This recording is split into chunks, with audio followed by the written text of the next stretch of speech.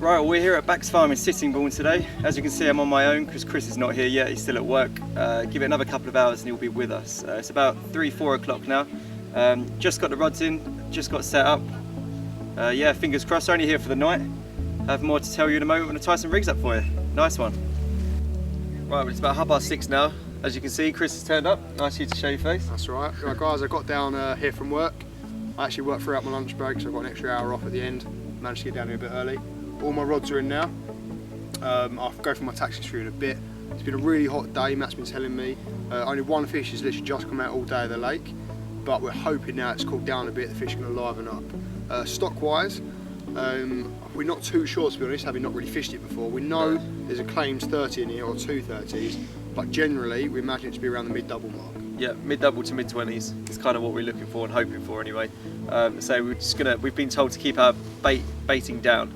So we're just going with little sticks, which will show you what we've been using. And yeah, short hook link. I've got one out on the chod rig, which I'll show you how to tie. To be honest, we're quite new to the chod game as well, so it'd be interesting to let you all know how we're doing. So yeah, hope for a good night. Catch you in a bit. Yeah, see you soon. Nice one. Nice one. Right, well, it's 6:30 in the morning now.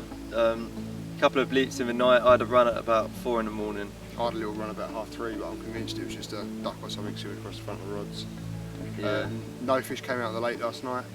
I reckon there's about 30, 32 lines in the water at the moment. It's only a 3-acre lake, so you can imagine the sort of how shoulder to shoulder everyone is today. A lot of pressure on the fish. Definitely. The bailiffs did say the fish tend to shy away from big beds of bait. I don't know what everyone else is doing, but we've literally been putting One stick out. Yeah, a couple of freebies if that. One stick and maybe 5 to 10 boilies around, and that is it, which is obviously very light. So I don't know how everyone else is going in with the bait, but we're keeping it light. Tactics of the day, I think we're both going to keep one on the bottom and one on the zigs. It looks like it's going to be a lovely day again.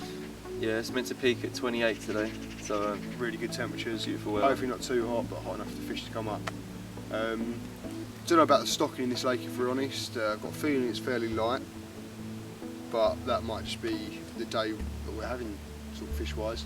Yeah. So it's difficult to ascertain from only a 10-hour session at the moment, but yeah, it's early doors. We know there are fish in here. We've spoken to some of the guys who fish there regularly, so we know there are fish about. They're just not feeding at the moment.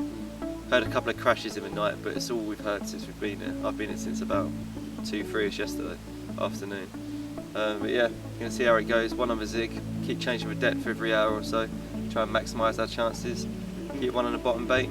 Fingers crossed, should have something to show you soon. We'll keep the bait light like we did yesterday. In a second, Matt's about to show you how to tie the chod rig that he's been using. He's showing me as well. I've used it a few times, but I think I've not really been tying it properly, if I'm honest, so it's going to be good to see how to tie it properly. So we'll see you in a second with that. Nice one. Yeah. Right, as promised, I'm going to show you how to tie the chod rig. It's a rig that's used a hell of a lot these days, and for good reason, because it's not too difficult to tie and it maximises your chances of catching tenfold. Okay, great presentation in the water. Right, so this is a finished version. As you can see, I've got the main line coming straight down, the chod rig itself coming off, secured by 2 beads and a barrel, and then going to the lead at the end, just tied straight on. Okay, to tie this you'll need a few components. You'll need the swivel, you'll need the chod filament. This is the mouth trap by quarter, £25 this is, not in price, £25 strength in that. You need the no trace beads. Quarter do great little sets, come with the tungsten barrels, okay, all on there, and the tungsten sleeves as well. Okay, you need some rig rings, and you'll need a chod hook, okay. Right, so to start with, first of all you need to get your chod filament, tear yourself off about 8 to 10 inches or so, and all you're going to be doing is usually you tie your hair. No hair tied on this one at all. Okay, so you're feeding it in the back of the eye.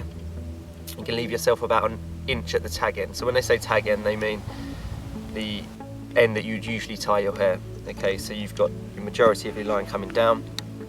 whip it round 4 or 5 turns, back through the back of the eye, and secure it as so, okay?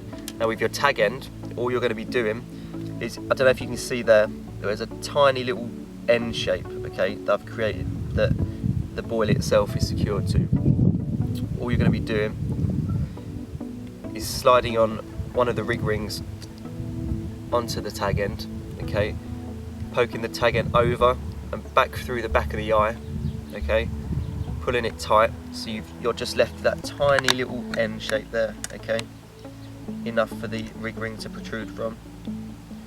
Be dabbing it, or blobbing it should I say, with the lighter, and making sure that's secure so it's not coming out at all. Okay, once you've done that, that's the hook end sorted. Next step is to secure the chod filament to a swivel. Okay, the idea of the swivel is that you get great movement and flexibility 360 degrees, okay? Again, 4-turn grinner, and you want to make sure that you leave the chod about, I like about 3 inches or so. Okay, you can make them longer, you make them shorter. I think this is the perfect length, okay? Once you've done that, you need to put a bend in the filament itself. Okay, now this stuff from Chord is great because it allows you to do exactly that. It's got such great memory in it, okay? You can pretty much bend it whatever way you want without getting it stuck on your fingers, and it will stay there, okay? Now, you see a lot of pop-up rigs will sit like this in the water, okay? Which isn't a bad thing, but I don't think that it maximises your chance of actually hooking the fish, okay? What you need to be doing is just run your finger and thumb through like this, okay? You want to create a right angle. So when it's sitting on the blake bed, it will be sitting something like that, okay? So you can see here you've got a great gap the carp can hook itself on. Hopefully get you a fish on the bank. Okay, next step. So now you've tied your chod itself, you need to obviously secure it to your main line. So you can see it's got main line coming straight from the reel. All I'm going to be doing is sliding on the tungsten sleeve.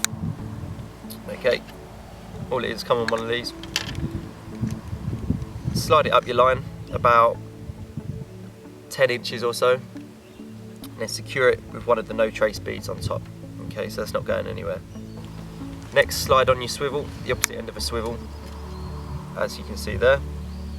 Just slide that up, and then slide on one of the tungsten barrels to secure it at the other end.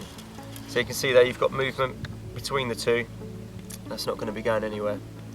Allow you for great presentation on the lake bed. Okay. At the other end of your main line, what I'm going to be doing, I'll slide on some tubing. Okay. Tie your 6-turn grinner onto your lead, slide it back on so it's nice and neat like that, and that is pretty much it, okay, apart from the fact that you need to secure your pop-up, okay.